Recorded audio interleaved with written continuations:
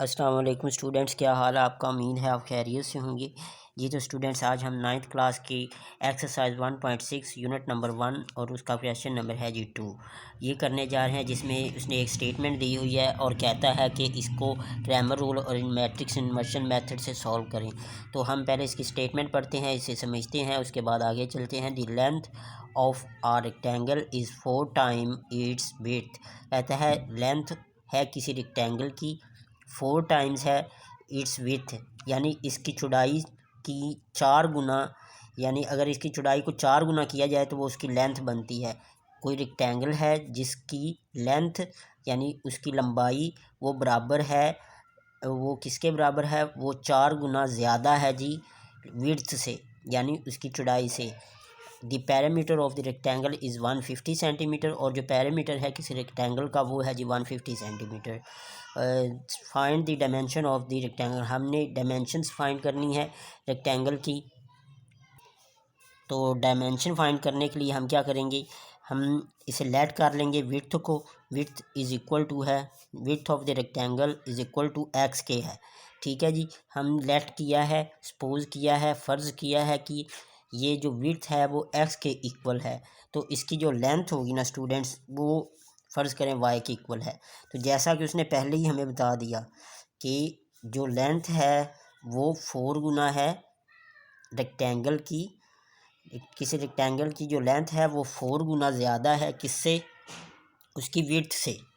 ठीक है, 4 टाइम्स उससे ज़्यादा है।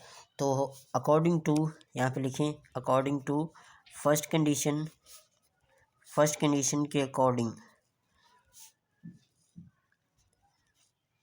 फर्स्ट कंडीशन के अकॉर्डिंग क्या है जी, फर्स्ट कंडीशन के अकॉर्डिंग ये वाली जो इक्वेशन है वो कुछ इस तरह से बनती है। y इज़ इक्वल टू, ये बनेगा जी 4x। ठीक है, 4x के इक्वल है, इसकी 4 गुना। ठीक है जी, तो ये y इधर प्लस का है, दूसरी साइड पे जाके माइनस का हो जाएगा, यानी 4x माइनस वाई आ जाएगा। ठीक है जी, ये आ गया। अब दूसरी कंडीशन क्या कह रहा है, the parameter of the rectangle is 150 centimetre कहता है। अब यहाँ पे लिख लीजिए second condition, second condition, second condition के अकॉर्डिंग, सॉरी कंडीशन, तो सेकंड कंडीशन के अकॉर्डिंग क्या बनता है जी, 150 है पैरामीटर, यहाँ पे लिख लें पैरामीटर इक्वल टू है जी 150 सेंटीमीटर के।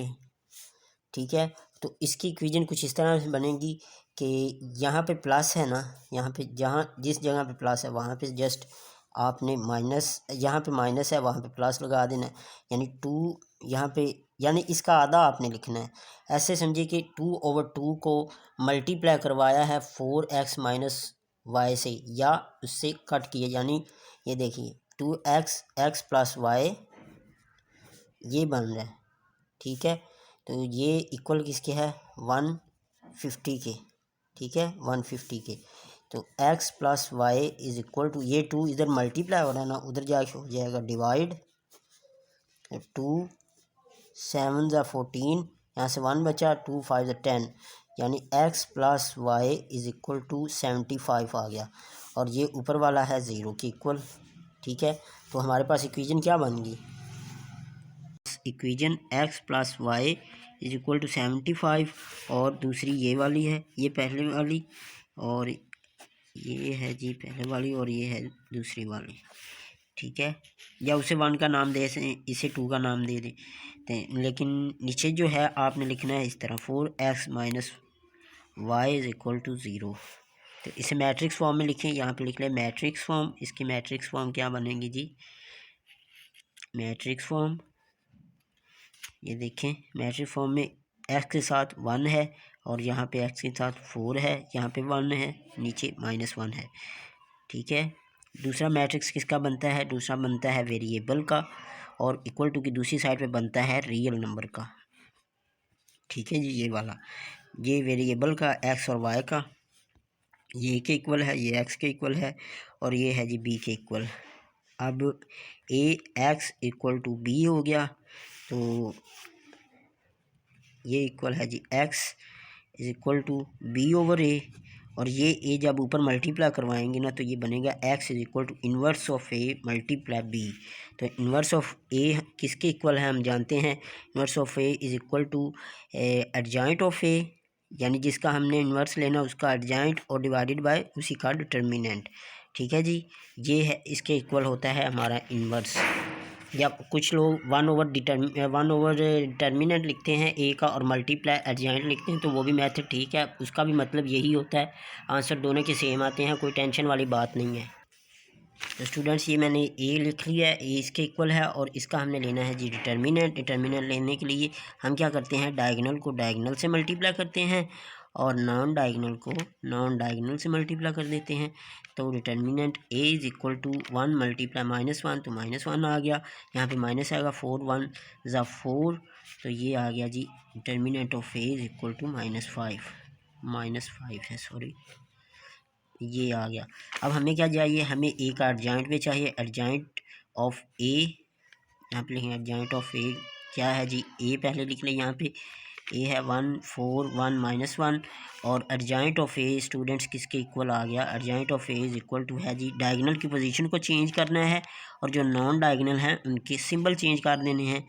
यानी ये देखिए, ये माइनस, ये प्लस का है, ये भी प्लस का है, यहाँ पे माइनस के हो जाएंगे, और जो डायगोनल में है उनकी पोजीशन को चेंज किया, -1 की जगह पे 1 आ गया, ये देखें, और -1 +1 की जगह पे -1 आ गया, ये एडजॉइंट भी हमें मिल गया। अब हमने मैट्रिक्स इन्वर्शन मेथड से करना है, यहाँ पे लिख लें मैट्रिक्स इन्वर्शन मेथड या बाय मैट्रिक्स इन्वर्शन मेथड।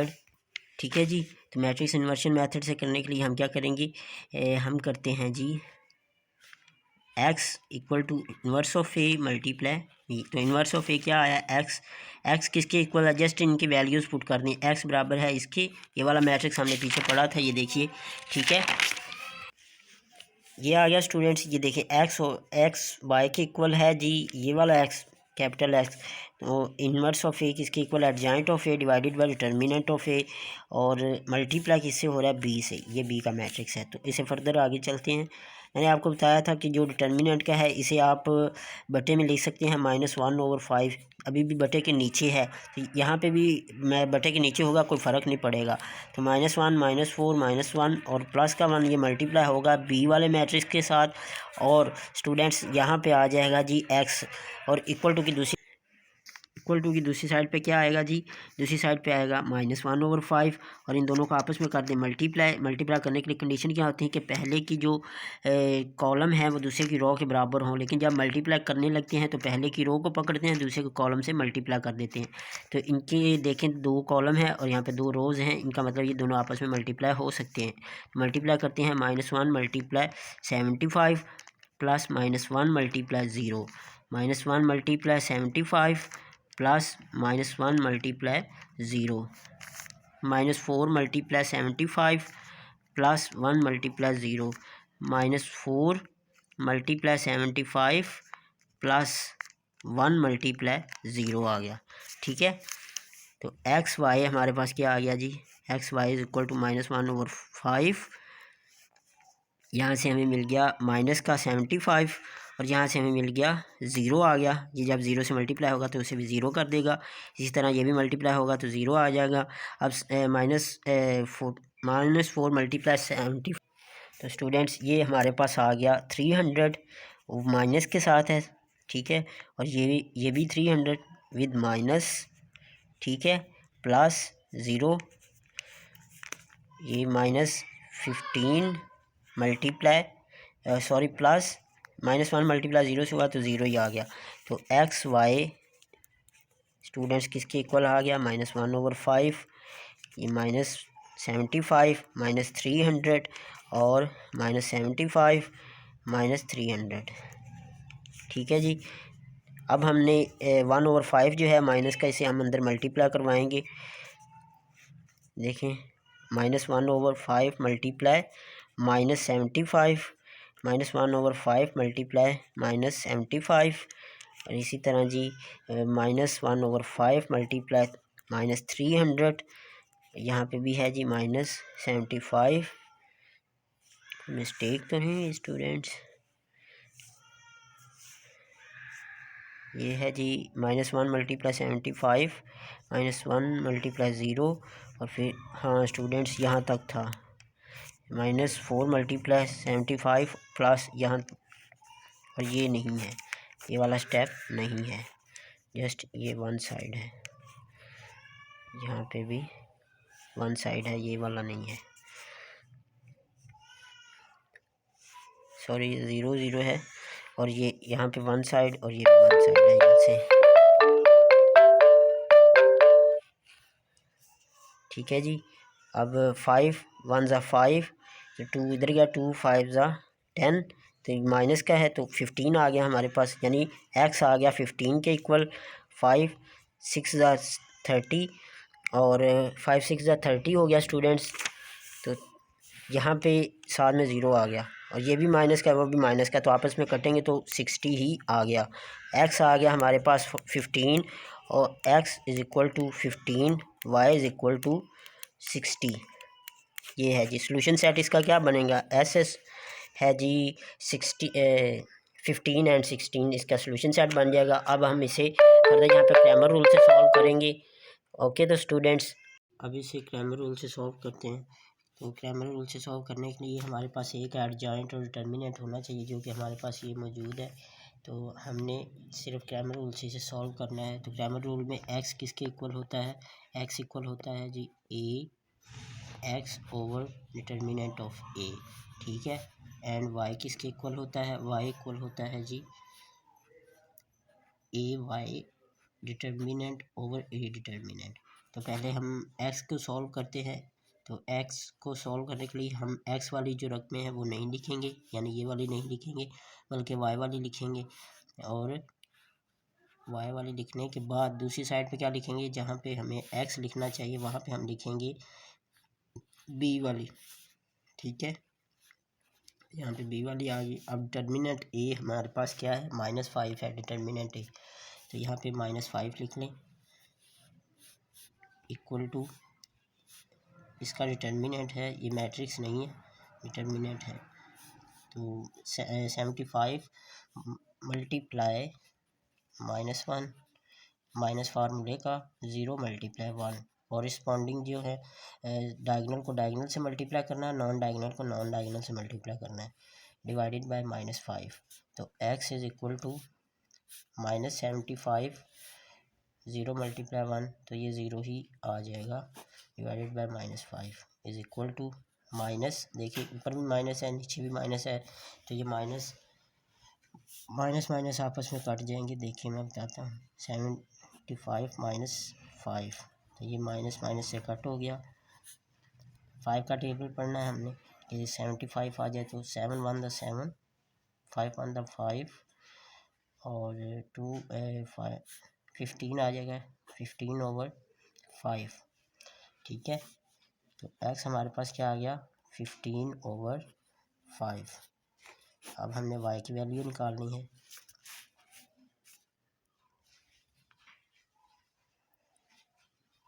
तो y की वैल्यू निकालने के लिए हम क्या करेंगे, y is equal to ay divided by determinant of a, तो इक्वल टू, अब हमने y वाली नहीं लिखनी, x वाली लिखनी है, तो x वाली लिखते हैं 1 4, और जहाँ पे y वाली लिखनी है वहाँ पे b की वैल्यूज़ लिख देंगे, b का matrix divided by determinant of a। तो ये इक्वल किसके आ गया, 1 मल्टीप्लाई 0 -4 मल्टीप्लाई 75।